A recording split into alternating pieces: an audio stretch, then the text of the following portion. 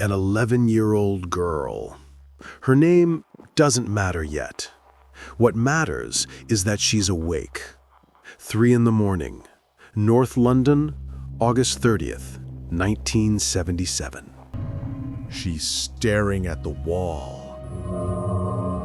Not because she wants to, because something is making her, and she can feel it, watching from the other side of the plaster.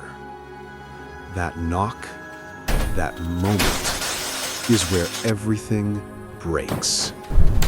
The Hodgson family, Peggy Hodgson, single mother, 4 children, one ordinary council house on Green Street, Enfield. Nothing special, nothing cursed, just home. Until that knock. This is the story of what happened next. This is Enfield.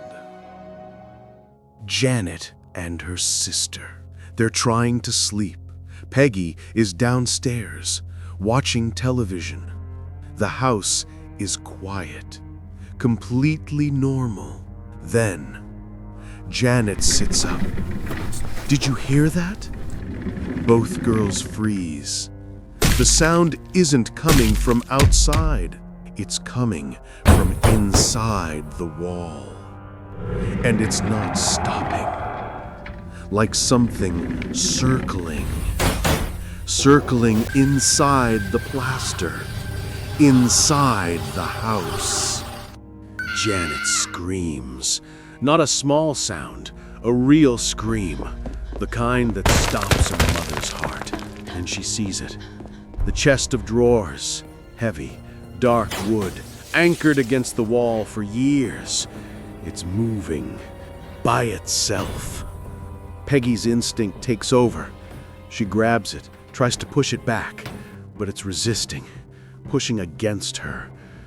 She stops, steps back, takes her children downstairs.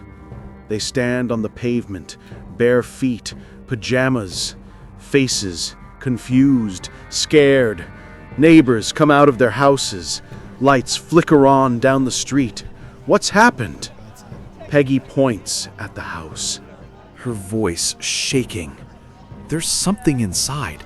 I don't know what, but there's something moving things, moving the furniture. One neighbor steps forward, skeptical, goes inside, comes back out pale, calls the police. 2 officers, standard case, probably kids pranking, probably nothing. They walk inside, Peggy behind them, neighbors watching from the street. Upstairs, the bedroom. Everything is normal. Drawers are in place, beds are undisturbed, nothing moved. The officer looks at Peggy. Ma'am, I don't see anything out of... They spin around.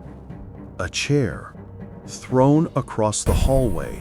No explanation, just thrown. The first officer keys his radio. I need to speak to someone. Something's happening here that we need to report. He pauses, takes a breath. I saw it. I saw it move. No one touched it. It just moved. Within hours, the story spreads. Not just neighbors now. Journalists, paranormal investigators, police specialists, everyone wants to know. And the house responds. Because when they're watching, it gets worse. Objects fly. Marbles appear from nowhere, dozens of them, and launch at witnesses like bullets. A cameraman is hit in the face. Lego bricks, toys, plates, everything. Furniture moves, beds shake, doors slam. But it's not the objects that terrify people most. It's Janet. It starts 3 weeks in. Janet stops sleeping normally. She's found in impossible places. perched on top of a wardrobe. How did she get there? Sleepwalking, but not sleepwalking. Her eyes are open, but she's not seeing. And then one night, Peggy hears it, a voice coming from Janet's mouth, but it's not Janet's voice. I'm Bill Wilkins. This is my house now. The investigators record it.